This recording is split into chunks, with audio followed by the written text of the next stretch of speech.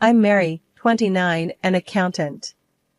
I've always been the kind of person who thrives on order and predictability. But then, life threw me a curveball named Mike. We met at a mutual friend's birthday party. The moment I walked in, I spotted him across the room, laughing loudly, the center of attention. I was content to stay in the background, but my friend, Jess, had other ideas. "Mary, you've got to meet Mike. He's hilarious," Jess insisted, dragging me over to him. I remember thinking, this is going to be awkward, but to my surprise, it wasn't. Mike was easygoing, his laughter infectious. I found myself laughing more in that one evening than I had in months. "Hey, I'm Mike." "And you are?" he asked with a smile that reached his eyes. "Mary. Nice to meet you," I replied, a bit more enthusiastically than I intended. He cracked a joke about accountants being party animals in disguise, and I couldn't help but laugh. We spent the rest of the evening chatting. He was into graphic design, loved indie music, and had a passion for cooking. I remember leaving the party feeling lighter, happier. Mike had this way of making everything seem fun and exciting. Over the next few weeks, we saw a lot of each other. He'd show up at my apartment with takeout from the newest restaurant in town or tickets to a concert. "Life's too short for routines, Mary. Gotta mix it up," he'd say. I was drawn to his spontaneity, a stark contrast to my structured life. He had this knack for pulling me out of my comfort zone, and I loved it. But I started to notice little things. Like how he'd casually drop $100 on a night out without a second thought, or how he'd switch jobs because he got bored with the old one. I tried talking to him about it once. We were at my place, and I broached the subject as delicately as I could. "Mike, don't you think you should be a bit more careful with money? And maybe stick with a job longer?" He just laughed it off. "Mary, you worry too much. Life's about having fun. Money, jobs, they come and go." I wanted to argue, to explain that that's not how the world works, but I didn't. I let it slide, telling myself that it was just Mike being Mike. When he proposed, it was out of the blue. We were walking in the park, and he just blurted it out. "Marry me, Mary.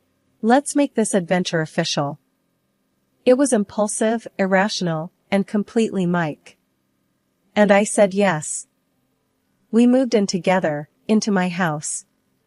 It seemed like the perfect start to our life together. And I thought, maybe, just maybe, opposites could really attract and hold together. The days of laughter and impromptu adventures with Mike gradually gave way to a sobering reality. His carefree attitude, once the source of our connection, started to feel more like a growing divide. It was a Thursday evening when the first major crack appeared. I had stayed late at work to catch up on some demanding accounts. Tired and hungry, I arrived home, hoping for a quiet night. Instead, I walked into a scene that looked like the aftermath of a shopping spree. Bags from various stores were strewn across the living room, and there was Mike, lounging on the sofa with a self-satisfied grin. "Mary, you're home. Look at these deals I found today," he exclaimed, gesturing towards the bags. I dropped my keys on the table, feeling a knot tighten in my stomach. "Mike, we talked about this last week, about saving money and cutting down on unnecessary expenses." He shrugged, flipping through a magazine. "Yeah, but these were on sale. Besides, we needed some of these things." I picked up a receipt from one of the bags and felt my heart sink. "Needed? Mike, these are luxury items, not essentials. We have a budget for a reason." Mike looked up, his expression shifting from casual to defensive. "Come on, Mary, don't be such a killjoy. We deserve to treat ourselves once in a while." I sighed, trying to keep my voice calm. "It's not about being a killjoy, Mike. It's about being responsible. We have bills, a mortgage, and we agreed to save for a rainy day. He rolled his eyes and tossed the magazine aside. You always make a big deal out of everything. Can't you just relax for once? Then, one morning, I found an envelope addressed to Mike on the dining table. It was from his workplace. Curious, I opened it and felt my world tilt. Mike had resigned from his job without a word to me. When he finally came down for breakfast, I confronted him, the letter in my hand. Mike, what is this? You quit your job? Why didn't you discuss it with me first? He poured himself coffee, unfazed. Yeah, I quit. That job was a dead end, Mary. I need something better, something that excites me. But how are we going to manage our expenses? We need 2 incomes, Mike. You know this, I said, my voice rising with frustration. He shrugged, taking a sip of his coffee. We'll figure it out. We always do. You need to stop worrying so much. How can I not worry? We have financial commitments, Mike. This is not just about you or me, it's about us, our future, I argued, trying to make him see reason. Mike set down his cup with a thud. I can't deal with this right now, Mary. You're suffocating me with all this talk about money and responsibility. I watched in disbelief as he walked away, leaving me standing in the kitchen, letter in hand, feeling more alone than ever. Mike's unemployment, which initially seemed like a short-term hiccup, rapidly grew into a persistent source of stress and contention in our household. Each morning, as I prepared for work, I'd find Mike in the same spot on the couch, engrossed in either the TV or his phone. The sight became a painful reminder of our growing financial strain. Mike, it's been weeks since you quit your job. Have you started looking for something new? I asked one morning, trying to mask the concern in my voice as I adjusted my work badge. He barely glanced up from his phone. Yeah, I'm looking. Nothing's caught my eye yet. I'm waiting for the right opportunity. His nonchalant reply irked me. Right opportunity? We have bills piling up, Mike. We can't wait forever. He finally looked up, his expression a mix of annoyance and indifference. Mary, you need to chill. I know what I'm doing. I'll find something soon. Days turned into weeks, and the situation at home remained unchanged. I began to take on extra hours at work to keep up with our financial obligations, my exhaustion growing with each passing day. One evening, I came home to an unexpected scene. The living room was littered with pizza boxes and empty beer cans. Mike was sprawled on the couch, snoring lightly. The TV blared in the background. Mike, I called out, frustration evident in my tone. He stirred and blinked at me sleepily. What's up? He mumbled, rubbing his eyes. What's up? Look at this mess. And dinner? Were you planning to cook tonight? I asked, my patience wearing thin. He sat up, yawning. Oh, I forgot. Got caught up with the game. Grab something on your way home next time. I felt a surge of anger. I'm working extra hours to make ends meet, Mike. The least you could do is help around the house. He stood up, stretching lazily. I didn't ask you to work extra. You're choosing to stress yourself out. The conversation escalated quickly. Choosing to stress out? Mike, if I don't, how are we going to survive? You're sitting here doing nothing while I'm out there trying to keep us afloat. Mike's expression hardened. I'm not doing nothing. I'm trying to find a job. You think I like being stuck at home? Trying? By sitting on the couch all day? You're not even trying, Mike. This isn't what I signed up for when we got married. I shot back, my voice tinged with both anger and sadness. Mike scoffed. Well, sorry for not living up to your perfect standards, Mary. I didn't realize I married a nag. I was taken aback by his harsh words. A nag? Is it too much to ask for a partner who contributes? I don't understand how you can be so relaxed about our situation. He grabbed his jacket, heading towards the door. I need some air. I can't deal with this right now. The tension in our home had reached a boiling point. Every conversation with Mike about responsibility and our future ended in a heated argument, leaving a cold silence in its wake. I was tired, both physically from the extra hours at work and emotionally from the constant strain at home.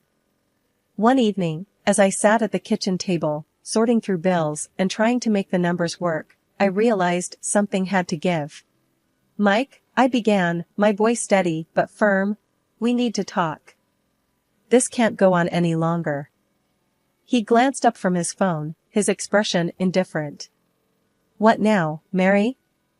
It's about your job situation. Or rather, the lack of one. It's been months, Mike. We're sinking here, and you don't seem to care, I said, the frustration evident in my tone. Mike let out a heavy sigh. Here we go again. Look, I'm trying, okay? You think I enjoy this? You think I like seeing you stressed all the time? Then do something about it. Find a job, any job. We need 2 incomes, Mike.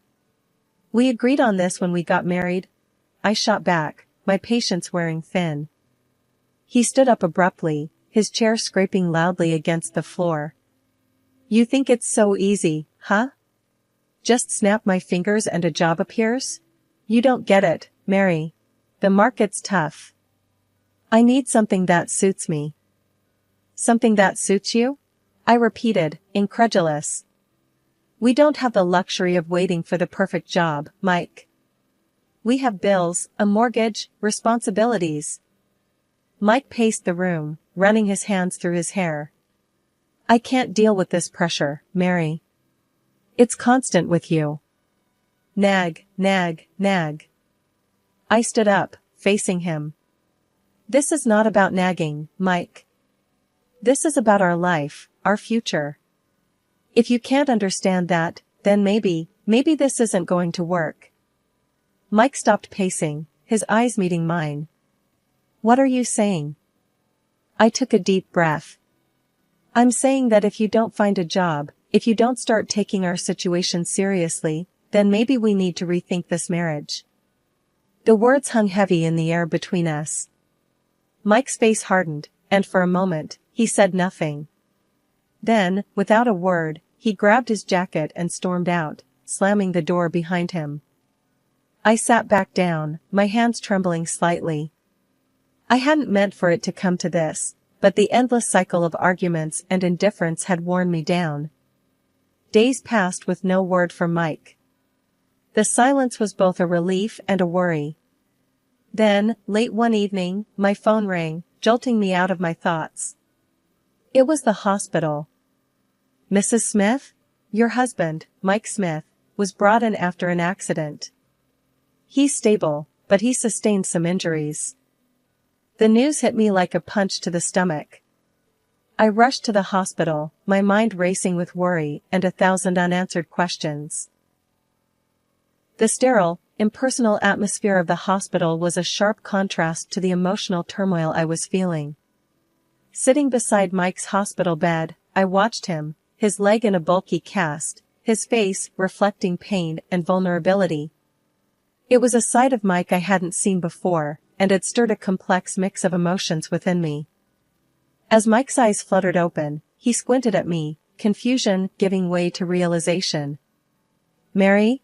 You're here, his voice was weak, laden with a mix of guilt and relief. I forced a smile, trying to keep the conversation light. Yeah, I'm here. How are you feeling? He winced as he tried to adjust his position. Like I'd been run over. Which, I guess, isn't far from the truth. What did the doctors say?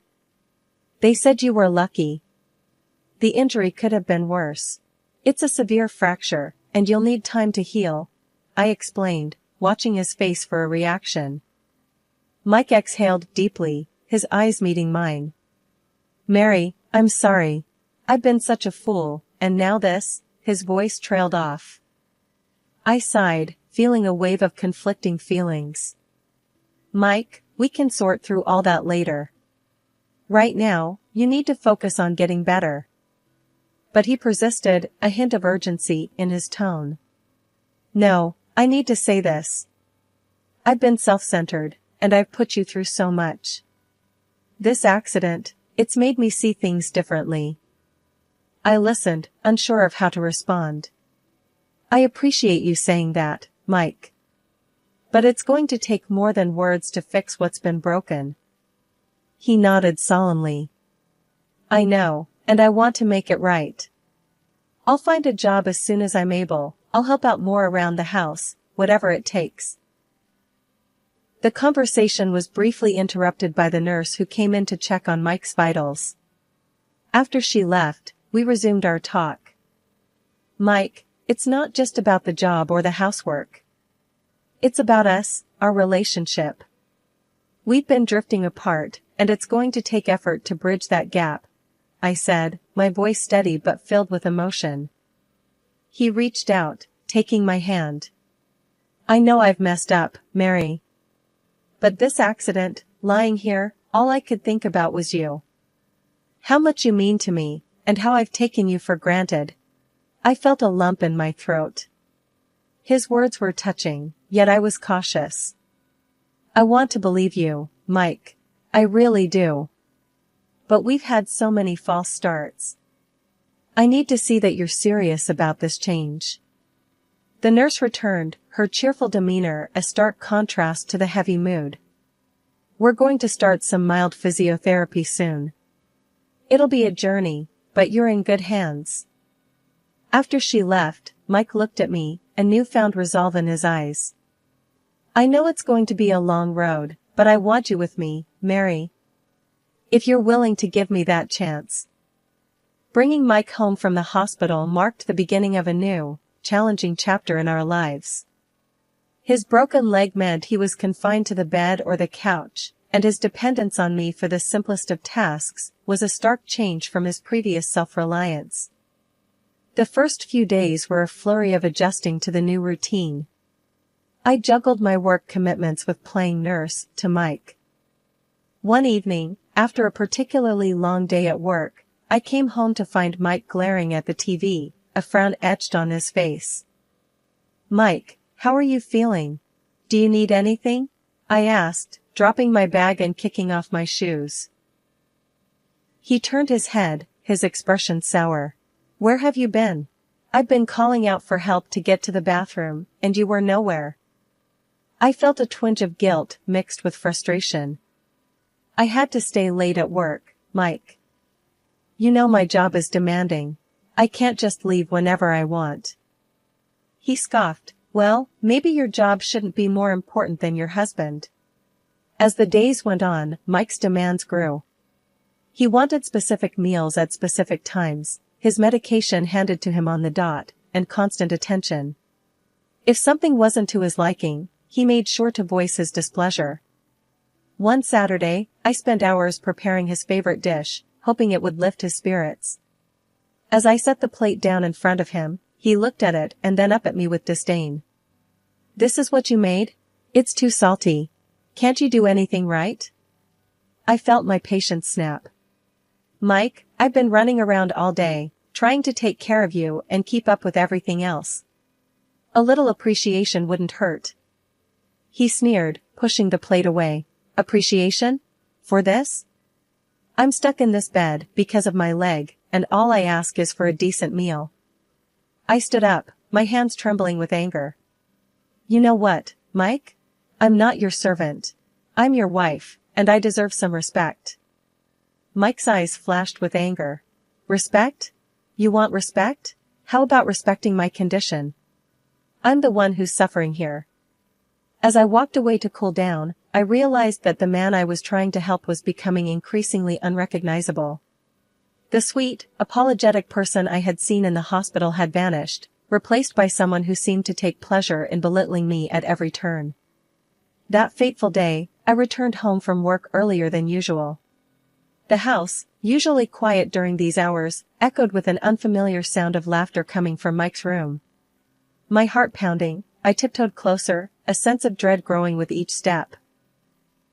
Peering through the slightly open door, I saw Mike, animated and cheerful, chatting on the phone. "Oh yeah, I've settled in quite well here," he said with a laugh. "Mary doesn't have a clue." My breath caught in my throat. Who was he talking to? What was he talking about? A cold shiver ran down my spine as I processed his words. I backed away, my mind racing, then loudly re-entered the house, slamming the door to announce my presence. I composed myself and walked into his room. Mike, hearing the door slam, quickly changed his demeanor and ended the call. "Mary, you're back," he said, feigning weakness. "Hey, how are you feeling?"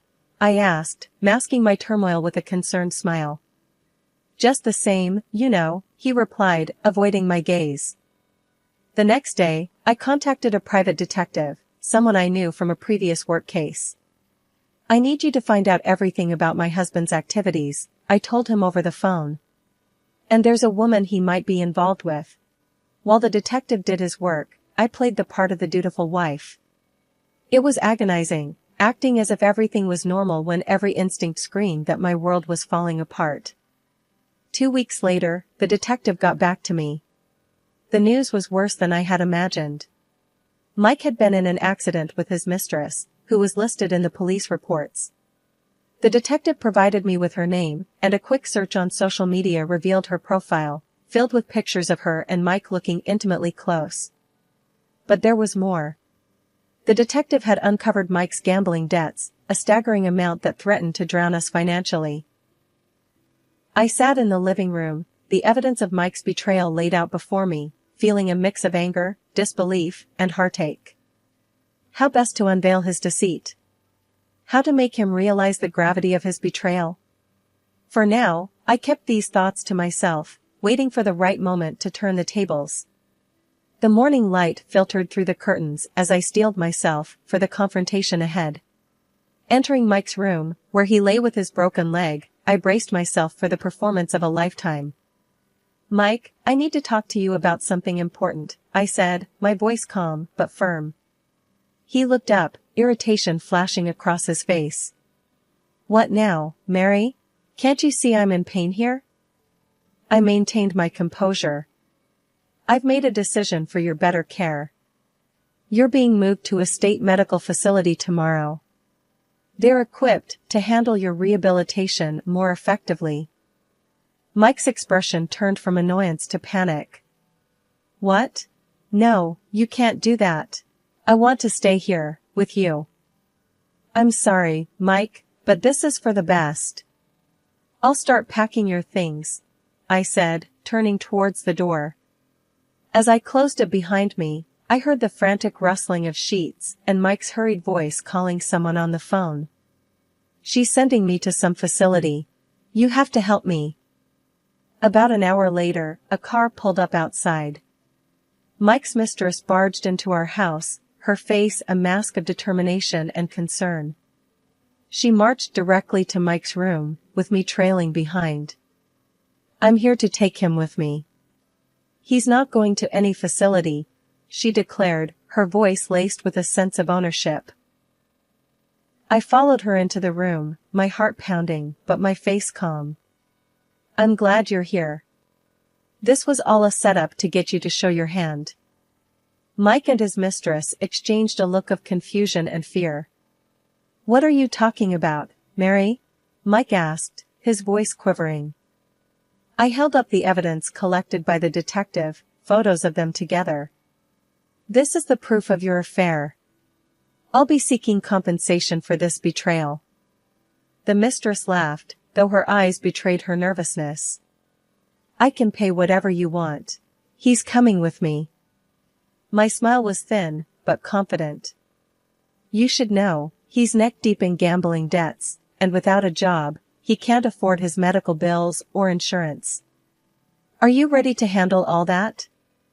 Her face went pale, the implications of what I'd said slowly sinking in. Mike's eyes darted between us, a look of utter helplessness on his face.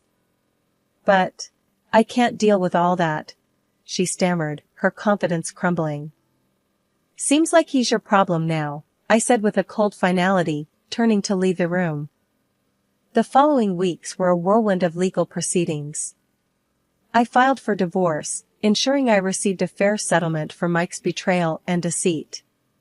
His mistress, now burdened with his financial and medical responsibilities, quickly found herself overwhelmed. Rumors reached me over time about their strained relationship, riddled with arguments and financial woes.